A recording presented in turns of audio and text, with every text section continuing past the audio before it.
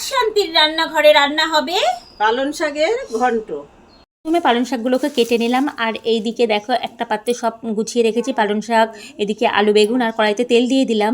তেলটা যখন গরম হয়ে গেছে কিছুটা পরিমাণে বড়ি দিয়ে, বড়িটা লাল লাল করে ভাজা হয়ে গেলে একটা পাত্রে তুলে নিলাম। আর এদিকে কেটে রাখা আলুগুলো ভেজে নিলাম, লাল লাল হয়ে গেলে আর একটা পাত্রে তুলে রেখে তার মধ্যে কেটে রাখা বেগুনগুলো দিয়ে ভাজা হয়ে গেলে তুলে নিলাম। আর দেখো রাঁধুনি, পাঁচফোড়ন, শুকনো লঙ্কা, তেজপাতা, কেটে রাখা পেঁয়াজ, রসুন, একটু কাঁচা লঙ্কা দিয়ে ভালো করে নাড়াচাড়া করে তার মধ্যে ভেজে রাখা আলু বেগুনটা দিয়ে কষে নিলাম। আর এবার তার মধ্যে কেটে রাখা পালং শাকগুলো দিয়ে ভালো করে নাড়াচাড়া করে কিছুটা পরিমাণে লবণ হলুদ দিয়ে ভেজে রাখা বড়িগুলো দিয়ে ঢাকা দিয়ে দিলাম। যখন আমার পালং শাকটা প্রায় হয়ে গেছে তার মধ্যে কিছুটা পরিমাণে চিনি দিয়ে ভালো করে নাড়াচাড়া করে নিয়ে দেখো বন্ধুরা একটা পাত্রে তুলে নিলাম। তো আমার পালং শাক বন্ধুরা, আমাদের পালং শাকের ঘন্ট রান্না কমপ্লিট হয়ে গেছে।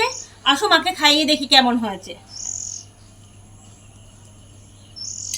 কেমন হয়েছে? খুব সুন্দর।